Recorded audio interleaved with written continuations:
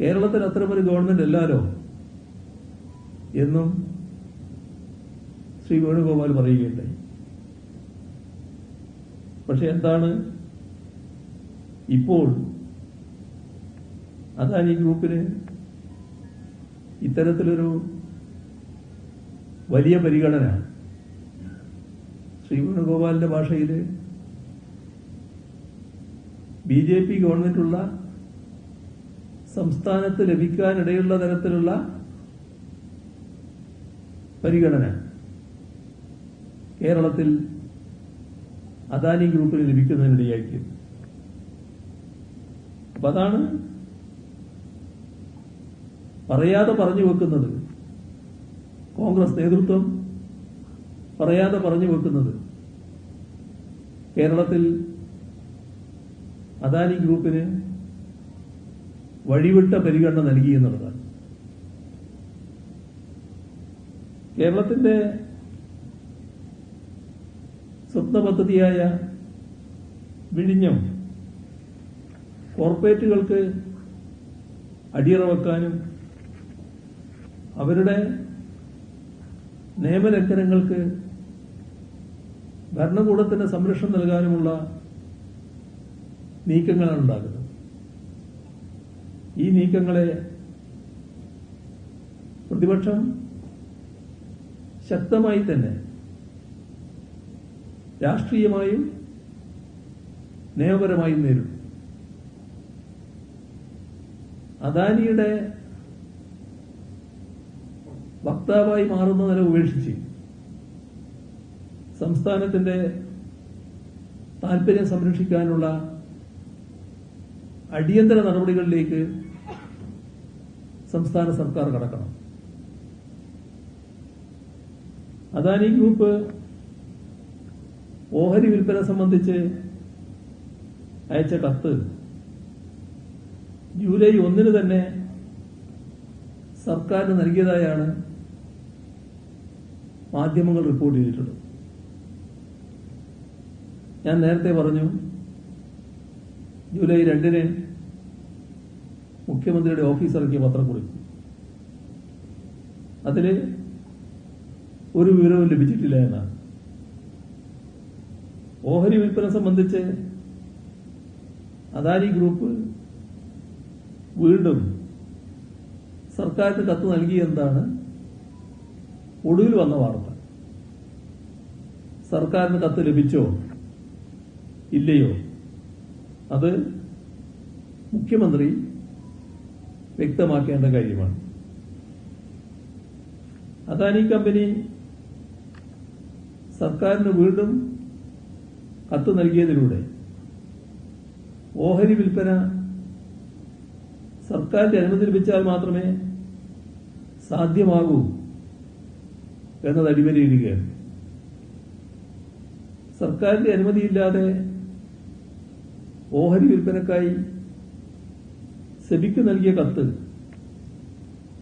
പിൻവലിക്കാൻ അദാനി കമ്പനി തയ്യാറായിട്ടില്ല. സർക്കാരിനെ വീണ്ടും സമീപിച്ച വിവരം സെബിയെ അറിയിക്കാനും അദാനി കമ്പനി തയ്യാറായിട്ടില്ല. ഇതിലെല്ലാം കമ്പനിയും സർക്കാരും തമ്മിലുള്ള ഒത്തുകളി ജനങ്ങൾ സംശയിച്ചാൽ തെറ്റില്ല. അടിയന്തരമായി വേണ്ടത് ഇക്കാര്യങ്ങളിലെല്ലാം സർക്കാർ വ്യക്തത വരുത്തലാണ്. സംസ്ഥാന താൽപര്യത്തിന് ദോഷകരമായ ഒരിടപാടാണ് നടക്കുന്നത്. ഏറ്റവും വലിയ പ്രത്യേകത, സുതാര്യമായി നടക്കേണ്ട കാര്യങ്ങൾ എല്ലാം അതീവ രഹസ്യമായിട്ടാണ് നടക്കുന്നത്. തുറമുഖത്തിന്റെ വാണിജ്യാടിസ്ഥാനത്തുള്ള പ്രവർത്തനം ആരംഭിച്ച് 1 വർഷം പൂർത്തിയായാൽ 75% വരെ ഓഹരി കൈമാറാൻ അധികാരമുണ്ടെന്നും ഇതിനെല്ലാമുള്ള സർക്കാരിന്റെ അനുമതി നൽകണം എന്നുമാണ് കത്തിലുള്ളതെന്ന് മാധ്യമങ്ങൾ റിപ്പോർട്ട് ചെയ്തിട്ടുണ്ട്. അപ്പൊ അത് കാണിക്കുന്നത് എന്താ? ഓഹരി കൈമാറ്റം 49% മുകളിൽ പോകും എന്ന സൂചനയാണ്. ഓഹരി കൈമാറ്റം ഉടമസ്ഥാവകാശത്തിന്റെ മാറ്റമായി, ഓണർഷിപ്പ് ചേഞ്ച്. ആ രീതിയിൽ മുന്നോട്ട് പോവുകയാണ്. ഏത് സാഹചര്യത്തിലും കൺസെഷൻ അഗ്രിമെന്റിന്റെ 5(3) പരിശോധിച്ചാൽ അങ്ങനെ കഴിയില്ല എന്ന് വ്യക്തമാണ്. എന്നാൽ ഫലപ്രദമായ നടപടി സ്വീകരിക്കേണ്ടത് സംസ്ഥാന സർക്കാരാണ്. ഇവിടെ സംസ്ഥാന സർക്കാർ ഈ വഴിവിട്ടി ആവശ്യങ്ങൾക്കെല്ലാം വഴങ്ങി അദാനിയുടെ താൽപര്യത്തിന് കീഴടങ്ങുമോ? അതാണിനി അറിയാനുള്ളത്. സംസ്ഥാന സർക്കാരിന്റെ മുൻകൂർ അനുമതി തേടിയിട്ടില്ല. അതുകൊണ്ട് തന്നെ നിയമപരമായി നിലനിൽക്കാത്ത സെബിക്ക് നേരത്തെ നൽകിയ അപേക്ഷ പിൻവലിക്കാൻ അദാനി ഗ്രൂപ്പ് തയ്യാറായിട്ടില്ല. ഇവിടെയാണ് കരാർ ലംഘനമടക്കമുള്ള ഗുരുതരമായ വിഷയങ്ങൾ നിലനിൽക്കുന്നത്. അപ്പോ സ്വാധീനത്തിനും സമ്മർദ്ദത്തിനും വഴങ്ങി കാര്യങ്ങൾ അദാനിയുടെ വഴിക്ക് നീങ്ങാതിരിക്കാനുള്ള ആർജവം സർക്കാർ കാണിക്കണം. നാടിന്റെ താൽപര്യം മുൻനിർത്തി സംസ്ഥാന ഉടമസ്ഥതയിൽ വിഴിഞ്ഞം പദ്ധതി മുന്നോട്ടു പോകുന്നതിന് തുടർന്നും മാധ്യമങ്ങളുടെ ഭാഗത്തു നിന്നും ജാഗ്രത ഉണ്ടാകുമെന്നും പ്രതീക്ഷിക്കുക. നമ്മുടെ സംസ്ഥാനത്ത് നടക്കാൻ പാടില്ലാത്ത കാര്യങ്ങൾ നടക്കുന്നു. നിയമപരമായി നിർവഹിക്കേണ്ട ബാധ്യത നിർവഹിക്കുന്നില്ല. ആ ബാധ്യത നിർവഹിക്കാതെ തന്നെ അവരവരുടെ വഴിക്ക് മുന്നോട്ട് പോവുകയാണ്. അവിടെയാണ് പ്രസക്തമായൊരു ചോദ്യം വരുന്നത്. എങ്ങനെയാണ് ആ ധൈര്യം കിട്ടുന്നത്? ഒരു സംസ്ഥാന സർക്കാരിന്റെ മുൻകൂർ അനുമതി ആവശ്യമാണ് എന്ന് വ്യക്തമായി രേഖപ്പെടുത്തി വെച്ച കരാറുണ്ടായിരിക്കെ അതൊന്നും സാരമില്ല, ഞങ്ങൾ വിചാരിച്ചിട്ട് കാര്യം എത്തിക്കാൻ പറ്റും എന്ന ഒരു പ്രതീക്ഷ എങ്ങനെ ഈ കമ്പനിക്കുണ്ടാകും? അവിടെയാണ് മുഖ്യമന്ത്രിയുടെ പ്രത്യേക ഉത്തരവാദിത്വം വരുന്നത്. അപ്പൊ അതുകൊണ്ട് തന്നെ മുഖ്യമന്ത്രി ഒരു വിശദീകരണം നൽകണം. ഇവിടെ ഒരു പ്രത്യേക സാഹചര്യമുണ്ട്. ഞാൻ പറഞ്ഞല്ലോ, പോർട്ട്, നിയമം, ധനം, മന്ത്രിസഭയിൽ പോകേണ്ട കാര്യങ്ങൾ വരുമ്പോൾ അത് കൈകാര്യം ചെയ്യേണ്ടത് മുഖ്യമന്ത്രി തന്നെ. എല്ലാം മുഖ്യമന്ത്രിയുടെ കയ്യിലാണുള്ളത്. അപ്പൊ എങ്ങനെ അത്തരം ഒരു സാഹചര്യം, പ്രത്യേക സാഹചര്യം കേരളത്തിൽ നിലനിൽക്കുമ്പോൾ ഈ പ്രത്യേക ധൈര്യം അദാനിക്കുണ്ടായി? അതാണ് സംശയം.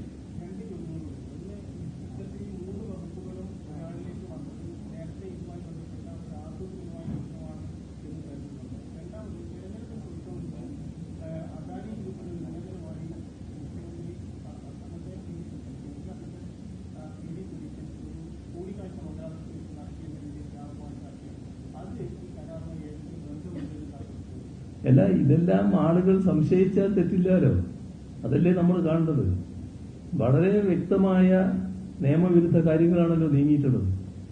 അത് ഏതെങ്കിലും ഒരു കമ്പനി, ഇതുപോലൊരു പ്രധാനപ്പെട്ട കമ്പനി ഇത്രയും നിയമവിരുദ്ധമായ കാര്യങ്ങൾ ചെയ്യാൻ ധൈര്യപ്പെടും?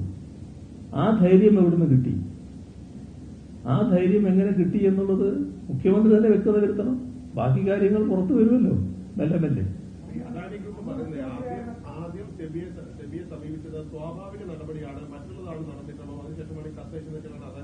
ശരിയല്ല, ശരിയല്ല. അതുകൊണ്ടാണല്ലോ സെബിയുടെ മുന്നിൽ ഇപ്പോ പരാതിയാണ് ഉന്നയിച്ചത്. അത് ശരിയല്ലാത്ത വാദഗതിയാണ്. അതൊക്കെ നമ്മെ തെറ്റിദ്ധരിപ്പിക്കാനുള്ള വഴി ശ്രമങ്ങളാണ്. ഒരു തരത്തിലും ശരിയായിട്ടുള്ള കാര്യമല്ല.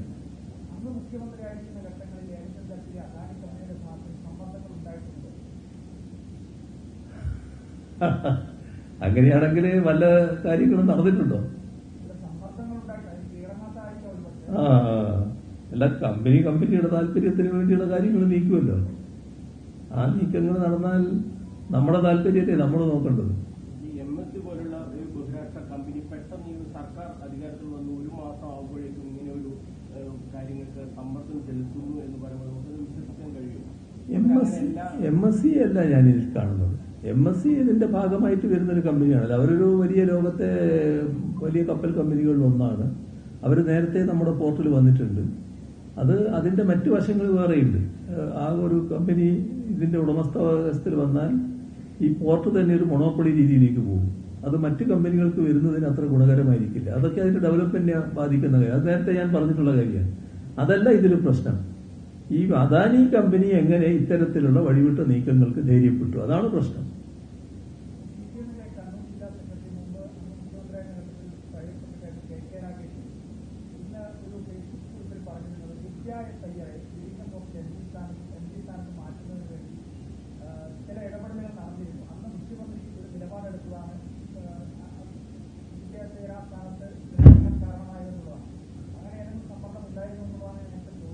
അല്ല, അതൊന്നും ഇപ്പം പിന്നെ വ്യക്തമാക്കേണ്ട കാര്യമില്ലല്ലോ. അങ്ങനത്തെ ഒരു വലിയ പ്രശ്നം നമ്മുടെ മുമ്പിലില്ലല്ലോ.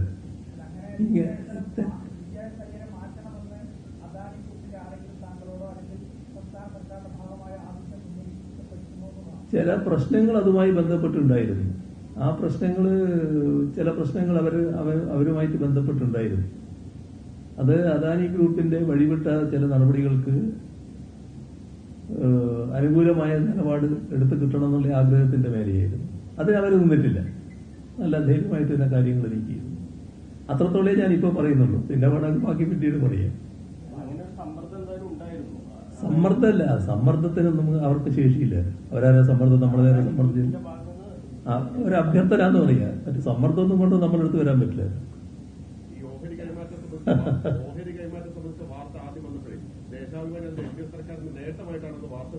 അത് നിങ്ങളെ പോലത്തെ ലേഖകന്മാർ എഴുതുന്ന കാര്യമല്ലേ.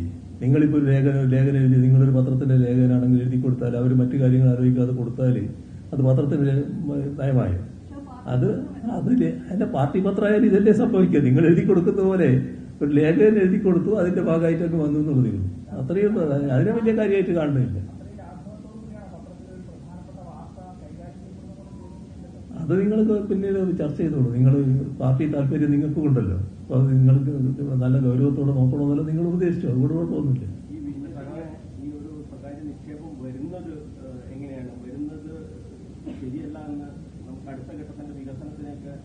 അടുത്ത ഘട്ടത്തിന്റെ വികസനത്തിന് ഇത് ആവശ്യമല്ല. അതിന്റെ വഴികളെല്ലാം തുറന്നു കിടക്കുകയാണ്. ഇത് വികസനം തടയാണ് ചെയ്യുക. ഞാൻ പറഞ്ഞത് നിങ്ങൾക്ക് മനസ്സിലായില്ല. അത് കൃത്യമായിട്ട് മനസ്സിലാക്കണം. അതായത് ഇപ്പം നമ്മൾ അദാനി ഗ്രൂപ്പുമായിട്ട് ഒപ്പിട്ട കൺസെഷൻ കരാർ അനുസരിച്ചിട്ടുള്ള നടപടികൾ നടന്നു പോയാൽ ഈ പോർട്ടിന്റെ വികസനം വലിയ തോതിൽ നടക്കേണ്ടതായിട്ടുണ്ട്. ഇപ്പൊ പോർട്ടിന്റെ ഒരു ടെർമിനലാണ് നല്ല നിലക്ക് പ്രവർത്തിക്കുന്നത്. എന്നാൽ മറ്റു ടെർമിനലുകളിൽ കൂടുതൽ വികസിതമായിട്ട് ഈ പോർട്ട് പോകും. അപ്പോൾ ഏറ്റവും പ്രധാനപ്പെട്ട ഒരു കമ്പനിയായ MSC ഇപ്പൊ വരുന്നു. എന്നാൽ അതുപോലുള്ള മറ്റു പല കമ്പനികളും ഇങ്ങോട്ട് വരും. അവർക്കെല്ലാം എക്സ്ക്ലൂസീവായിട്ട് തന്നെ ചില ടെർമിനലുകൾ ഉപയോഗിക്കാൻ പറ്റും. വൻപിച്ച സാധ്യതയാണ് ഈ പോർട്ടിനുള്ളത്. ആ സാധ്യതയെല്ലാം അടഞ്ഞു പോകുന്ന നിലയാണ് ഇത്. അതാണ് ഇതിന്റെ പ്രശ്നം. ആരുടെ വിശദീകരണം?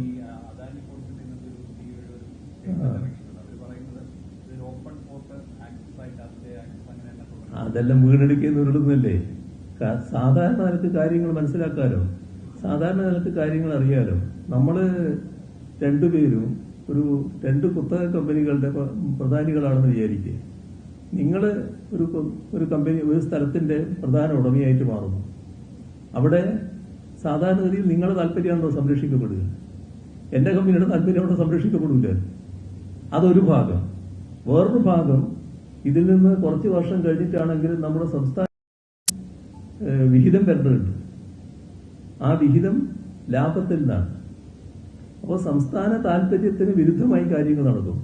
കാരണം ഇന്ത്യയിൽ സ്റ്റേറ്റ് പാർട്ടിസിപ്പേഷനുള്ള ഏക പോർട്ട് അദാനിയുടേത് വിഴിഞ്ഞത്താണ്. ബാക്കി പോർട്ടുകളെല്ലാം അവരുടെ സ്വന്തമാണ്. അപ്പോ ഒരു സാധ്യത ഇവിടെ വരുമാനം കുറയാൻ, മറ്റേ പോർട്ടിൽ വരുമാനം കൂടാം, കണക്കുകളുടെ കളി വരാൻ. അപ്പൊ നമ്മുടെ സംസ്ഥാനത്തിന് താല്പര്യം അവിടെയും ഇല്ലാതാവും. ഇതൊക്കെയാണ് വരാൻ പോകുന്ന അപകടം.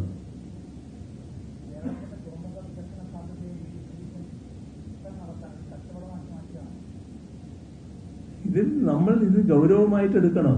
നമ്മുടെ സമൂഹം ഗൗരവമായിട്ട് എടുക്കണം. ഗവൺമെന്റ് ഇക്കാര്യത്തിൽ ഗവൺമെന്റായിട്ട് പ്രവർത്തിക്കണം. അദാനിയുടെ താല്പര്യം സംരക്ഷിക്കാനല്ല നിലകൊള്ളുന്നത്. ഗവൺമെന്റായിട്ട് പ്രവർത്തിച്ചുകൊണ്ട് ശക്തമായ ഇടപെടൽ വേണം. എങ്ങനെ ഇതിനെ നേരിടാമെന്നുള്ളതിന്റെ നിയമോപദേശം തേടണം. സെബിയുടെ മുന്നിൽ ഇതുമായി ബന്ധപ്പെട്ട എല്ലാ കാര്യങ്ങളും വ്യക്തമാക്കണം. അതൊക്കെ ആവശ്യം.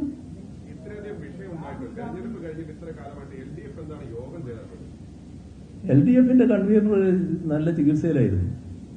അപ്പൊ അദ്ദേഹം വന്നിട്ടുണ്ട്. ഇനി വീണ്ടും യോഗം ചെയ്തു. അത് കഴിഞ്ഞ് ആലോചിച്ച് നിങ്ങൾ വിഷമിക്കണ്ട.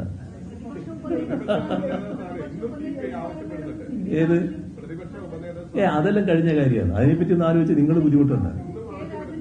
അതൊക്കെ പറഞ്ഞുകൊണ്ടിരിക്കും. അതൊന്നും ആലോചിക്കേണ്ട കാര്യമില്ല. അതൊക്കെ കഴിഞ്ഞ കാര്യമാണ്. അതൊന്നും ആലോചിക്കേണ്ട കാര്യമില്ല.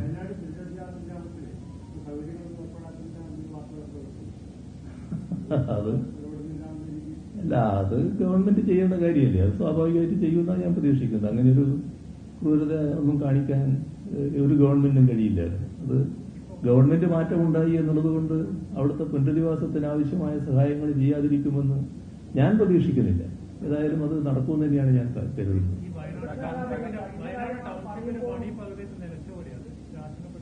അതെ, അങ്ങനെയൊരു നടപടി ഗവൺമെന്റിന്റെ ഭാഗത്ത് ഉണ്ടാകുമെന്ന് ഞാൻ പ്രതീക്ഷിക്കുന്നില്ല. സാധാരണഗതിയിൽ ആ നടപടി നല്ല വേഗതയിൽ നടക്കുകയാണ് വേണ്ടത്. ഏതെങ്കിലും തരത്തിലുള്ള പ്രശ്നങ്ങളുണ്ടെങ്കിൽ അത് പരിഹരിക്കുന്നതിന് ബന്ധപ്പെട്ട മന്ത്രിമാരും മുഖ്യമന്ത്രിയും ഇടപെട്ട് കാര്യങ്ങൾ നീക്കുകയാണ് വേണ്ടത്.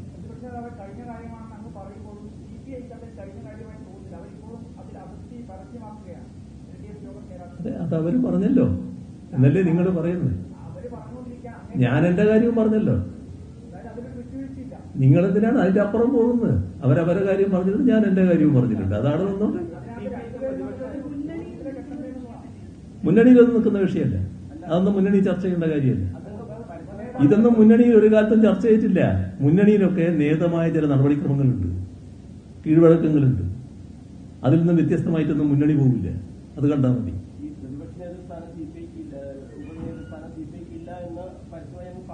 പ്രതിപക്ഷ നേതാവിന്റെ സ്ഥാനം അവിടെ ചർച്ച ചെയ്തില്ലോ, മുന്നണി ചർച്ച ചെയ്തില്ലോ. അതേപോലെ സ്വാഭാവിക ഇതും അതേപോലെ സ്വാഭാവികമായിട്ടുള്ള കാര്യമാണ് ഇതും.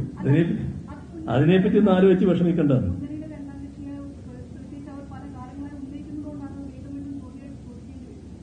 ഏത്? അതുകൊണ്ടാണ് ഞാനും പറഞ്ഞുകൊണ്ടിരിക്കുന്നത്. ഞാനും അത് തന്നെയല്ലേ പറഞ്ഞുകൊണ്ടിരിക്കുന്നത്. അപ്പൊ ശരി, നമുക്ക്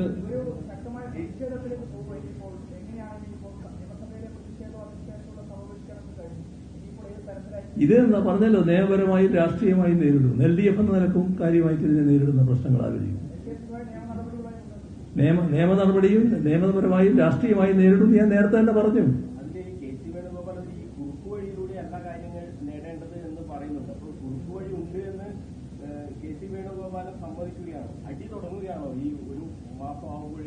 എന്നൊന്നും ഞാനിപ്പോൾ പറയുന്നില്ല. പക്ഷെ ഞങ്ങൾ തന്നെ ആലോചിച്ചിരുന്ന കാര്യം ആദ്യത്തെ 3 മാസം മറ്റു തരത്തിലൊന്നും ഒരു ശക്തമായ ആക്രമണ രീതിയൊന്നും സ്വീകരിക്കരുത് എന്നാണ്. പക്ഷെ ഞങ്ങളെക്കൊണ്ട് തന്നെ ശക്തമായ നിലപാടുകൾ എടുപ്പിക്കുന്ന നിലയാണ് ഗവൺമെന്റിന്റെ ഭാഗത്തുണ്ടായത്. അത് അവർ ചെയ്ത ചെയ്തികളാണ് അതിനിടയാക്കിയിട്ടുള്ളത്. ആ ചെയ്തികൾ എല്ലാവരും കണ്ടുകൊണ്ടിരിക്കുകയാണ്.